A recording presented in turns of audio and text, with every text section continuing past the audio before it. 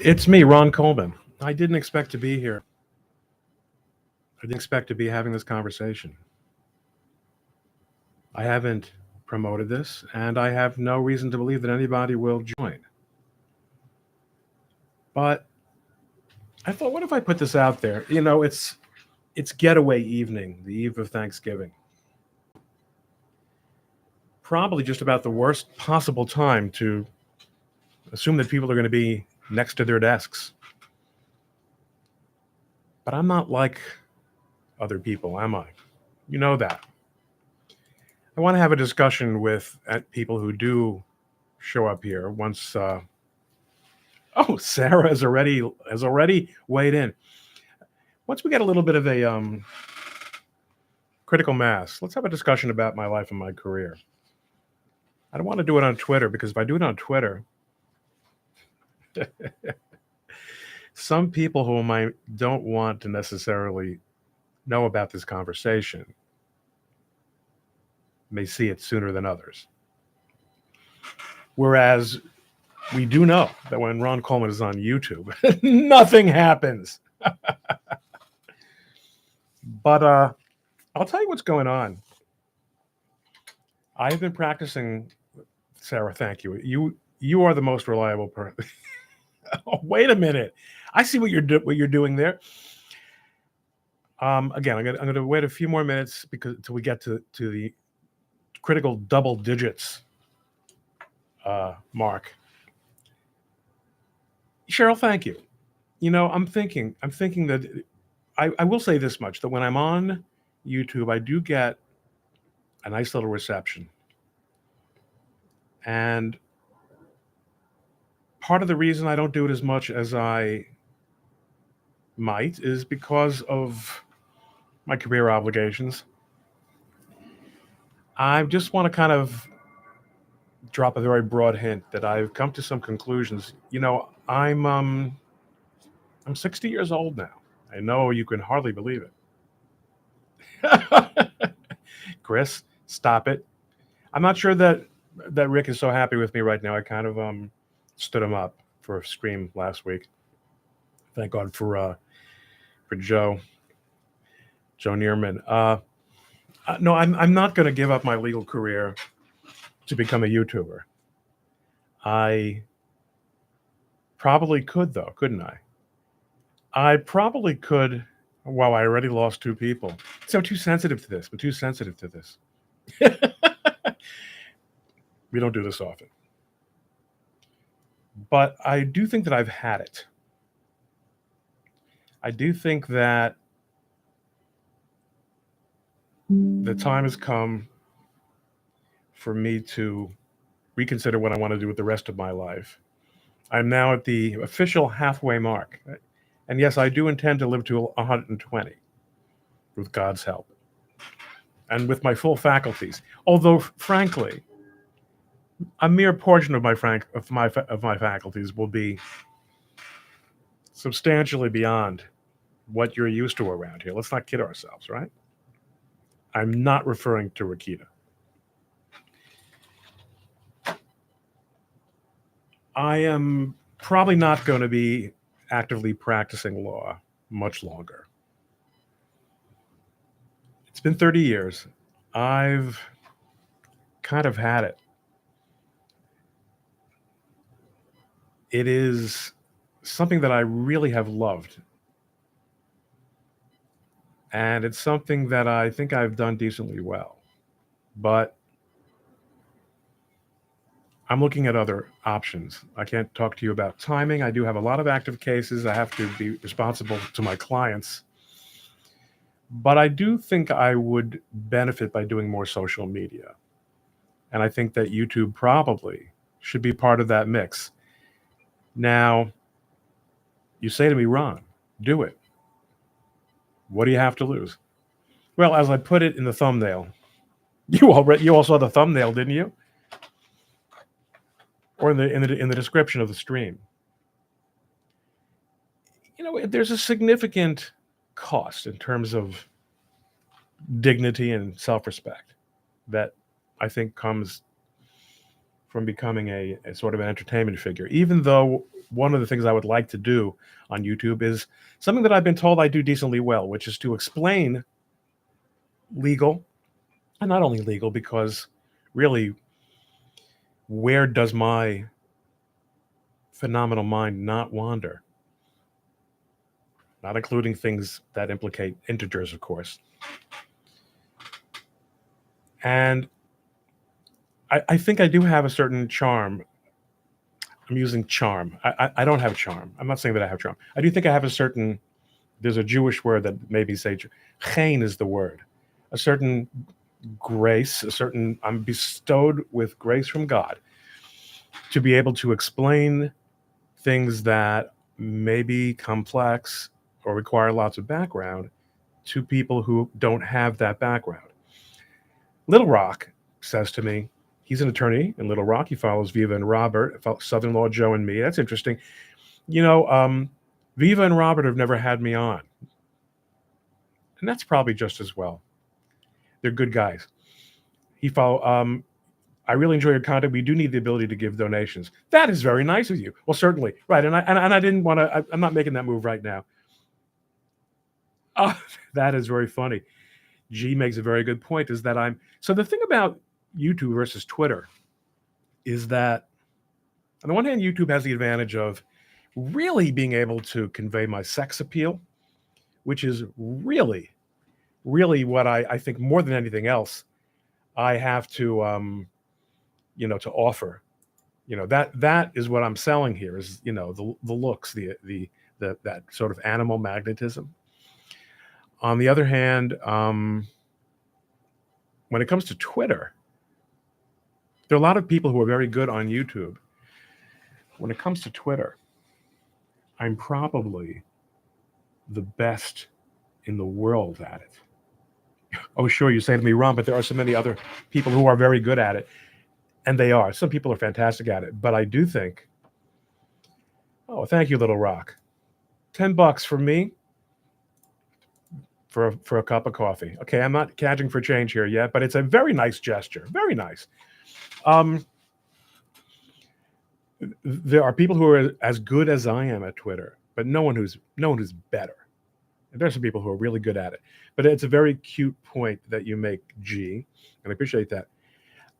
Chris Rowland, I do a great job, you say, explaining legalese around civil rights cases and issues. Chris, because I'm just starting, because this is really my first live stream in this vein, I'm not going to penalize you for putting an apostrophe after the word rights. I don't know what the hell you're thinking. You want to maybe sit down, have a cold drink? This is how you do it, right, folks? I am going to be doing more streaming, and I do think I'm going to plan it better than I planned tonight. I mean, just here's the thing. I didn't want to drive home during rush hour, although really Wednesday night before Thanksgiving is pretty much there isn't really much of a rush hour because people, I mean, I came into my office this morning and nobody was even here. Sarah points out that, Ron, Father Reign Supreme on X. You're very kind, Sarah. I mean, you really know how to get to my heart. I am feeling very relaxed and very warm. Warm-hearted, because I'm wearing this ridiculous sweater. The landlord sends too much. You know what it is in these old steam buildings? It's either on or it's off. Okay, so it's really warm in here. But if I open up the window, it's going to be kind of noisy. Anyway, yeah, I am thinking, and I want to make it worthwhile. Con law is your weak point. He's more of a trust and estates attorney, says Little Rock, and he wants to get into con law.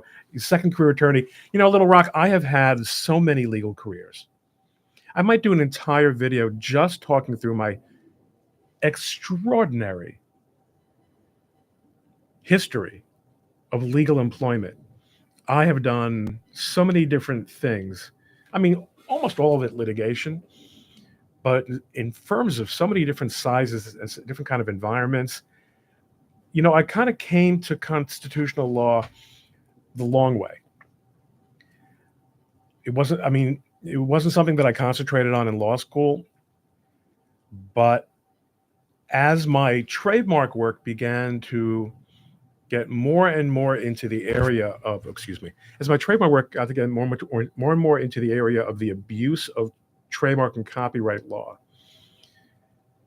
by commercial entities seeking to prevent competition and to also prevent speech that they did not wish to be uttered or heard, I became more and more interested in free expression on the internet.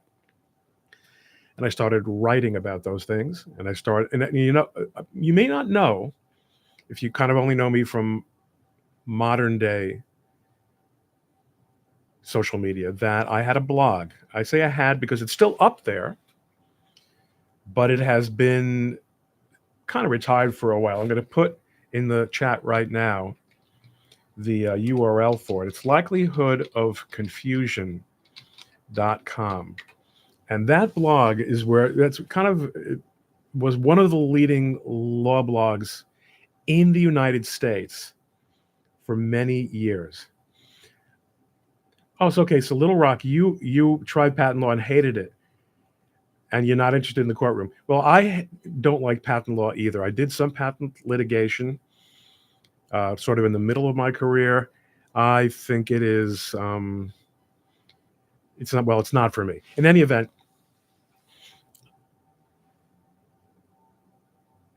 yes, I've had all these career adventures, and I'm trying. I'm not going to be doing this anymore. Again, I can't talk about timing because I have respect for my clients and stuff. Again, there's a general principle. Ron Coleman YouTube tends to be almost like a secret club. It's as if you're a subscriber if you're just watching this for free. Part of what motivated me, in fact, tonight is that I really want to get the channel up to 10,000. It's embarrassing. A guy with 238,000 Twitter followers, I can't get 10,000 on YouTube. Well, there might be some reasons for that. One of them is that I probably tweet about 5,000 to 7,000 times a day. Slight exaggeration. Whereas my YouTube career, my YouTube, content is weak. But considering the change that I want to make now, I think it'll be easier for me to expand it. Especially if I do a little bit of planning, and especially if I get the help of my friends. And I do have a lot of friends on YouTube. I've really come to appreciate the medium quite a bit more over the last couple of years in a way that I had not really done previously. Oh, you do like the courtroom. You want a courtroom. They wouldn't let you litigate. They have you were doing patent prosecution. I would certainly hate doing patent prosecution, but not as much as the patent office would, because I am not that technologically adept. I like litigating, but you know what, Little Rock? I haven't been in court now for years. And it's just getting harder and harder to try cases, even to get on your feet in front of a judge. So I didn't think that, I'm always sort of waiting for that opportunity to get back to the United States Supreme Court. It's such a long shot. It's so arbitrary. Yet you have really so little to do with, whether or not you have that choice. That, excuse me, 1 second. I have to answer this. Some texts you have to answer. I'm sorry. I'm not getting to litigate that much. I do a lot of paper pushing. I do a lot of discovery, and a lot of chasing after clients in order to justify my existence. And one of the things I have been thinking about is going to work for a nonprofit where I can just, there's lots of work to be done. There are a lot of cases to litigate. And look, I'm a guy who I can step into court. You can give me the red well that morning, and I'll try the case. That's part of that ADHD brain, for better or for worse. Mostly for worse in the profession. I won't lie to you. But I don't think I can afford that. Not at this stage of my life. So I'm playing around with different ideas. I think increasing my social media presence and learning how to use the tools a little bit better. And, I've had a lot of fantastic guest appearance opportunities on some of your favorite YouTube channels. Cheryl, thank you very much. Yes, Little Rock points out they want to settle quickly and your clients get tired. Well, to some extent, it's not everyone wants. There's often an imbalance between which side wants to settle and which side doesn't want to settle. I tend to represent plaintiffs in the world that I live in now, which is a difficult road to hoe economically, unless you're representing big corporations. And if anyone of you know me, you realize I'm not really a great match for big corporations. I'm not against capitalism and I'm not against business or corporations or commerce, but I'm a little bit too idiosyncratic. Let's leave it that way. Cheryl, that is very nice. When I was talking about the grace and the good looks, that I was being silly, right? That I'm making fun of myself. I don't consider my good looks to be particularly notable. I think I'm a regular guy, but it's very kind of you to say that. Public defender friends, yes. But Little Rock, I've had the same inclination, the same experience. I have considered at times just asking people to send me their cases so that I can try a case. I really do like it. Juries are also a scary thing. I had some really good outcomes with juries early on, and the last few that I've had have not gone so well. And when you're successful at the beginning with a jury, and you start to think, oh, I see now. I'm an honest and straightforward guy. I am. I don't make claims that are preposterous. I don't ask witnesses. I don't ask the jury to believe things that are ridiculous, that are incomprehensible. But I see people all the time who do it, and I'm surprised to see that juries are much more tolerant of it than I ever thought possible. And this is a great surprise to me, and it makes me love the profession a lot less because I realize how much less my work and my good faith and honesty have to do with success. And there's an additional level of frustration with the fact that there are some really good judges, but never before have there been so many bad judges sitting on the bench in the state and federal courts across America. Let me tell you, when you read a really good or well-written opinion, which is almost any opinion that doesn't involve Donald Trump, but I think the statistics are that about 34% of litigation in the United States now does involve Donald Trump. The courts are out of their minds. They've lost their senses. It's crazy. And it's not satisfying. Clients, I've had some great clients, and I've had more clients that are not great clients. Like I said, I'm going to be doing something different in the fairly near future, and you'll hear about it. Yes, Torgo, you're right. The judges are only getting worse for lots of reasons, and I actually had a whole, I think I've got a whole video on that, which I can refer you to. But yes, I don't want to spend too much on this. It is extraordinary, my capacity for talking about myself. And I will stipulate that I'm interesting. So talking about myself is not that hard, but still there's a matter of self. What is your definition of a good client? CMB asks. That's a great question. That's a really fair question. A good client is one that, while maintaining his independence, his knowing what his own goals are, and knowing what his own limitations are and his budget is, nonetheless trusts you to do the lawyering.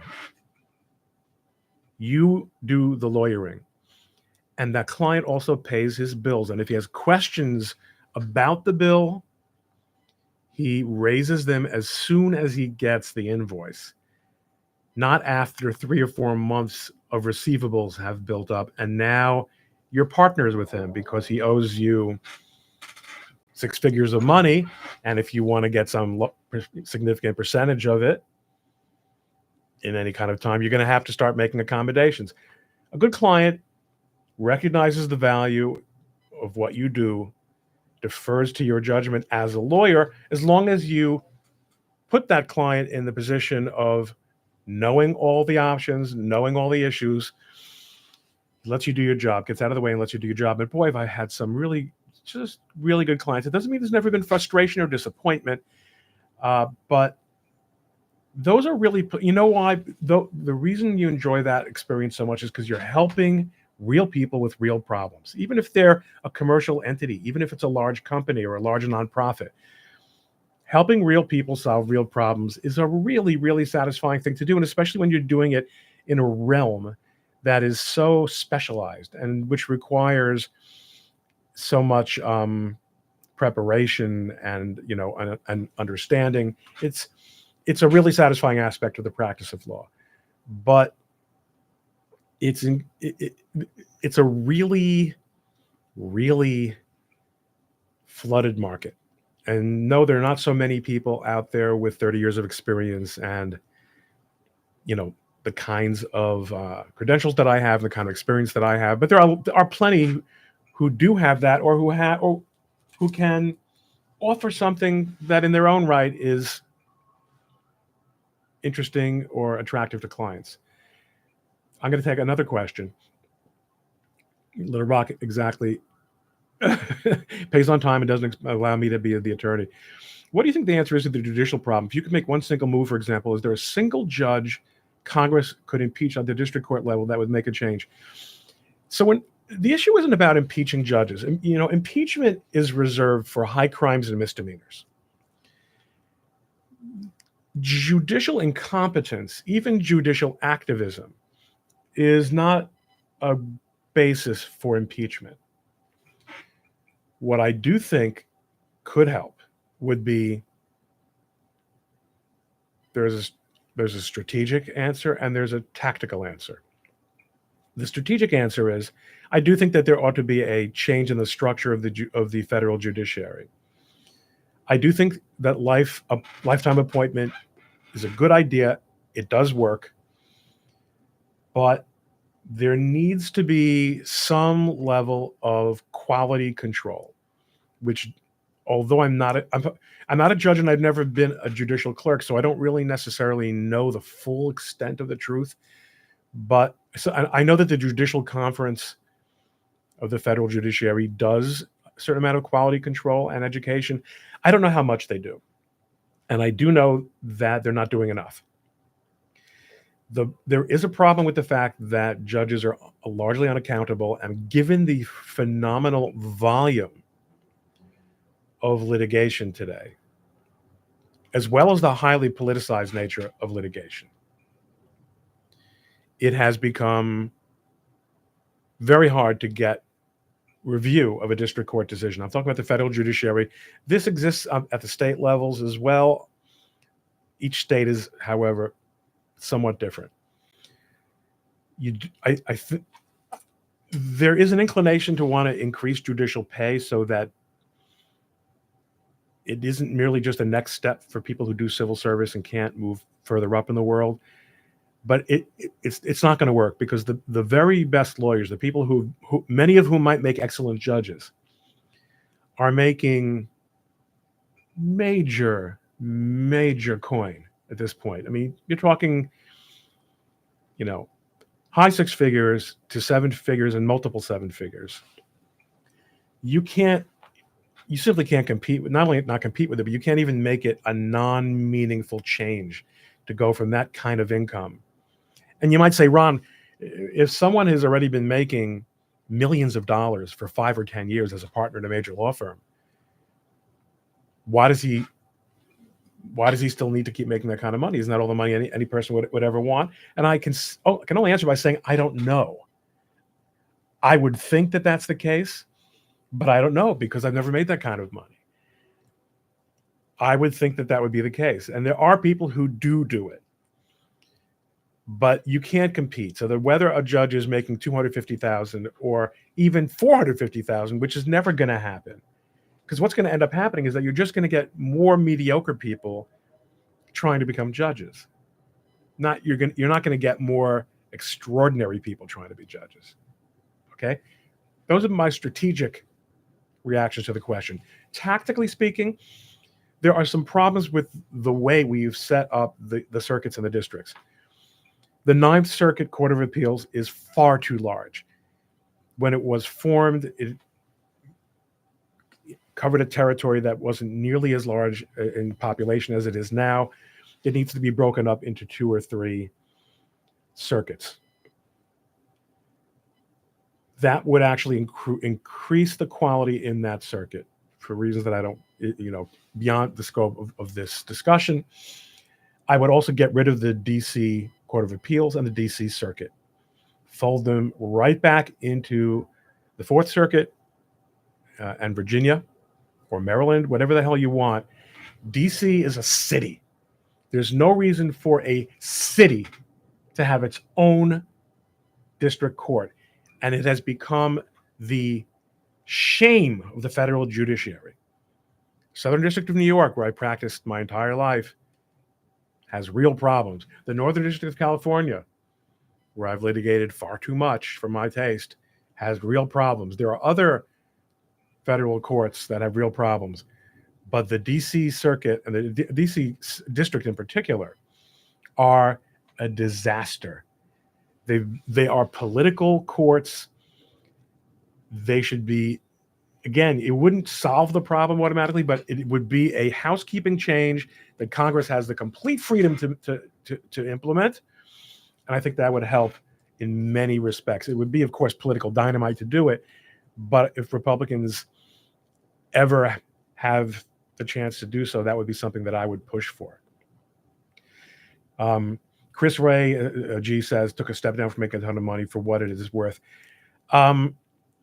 Yes, no, there are exceptions. Bar also. There are people who will do it, who will enter into public service and after making lots and lots of money. Of course, for many of them, the public service is an escalator to a far greater payday.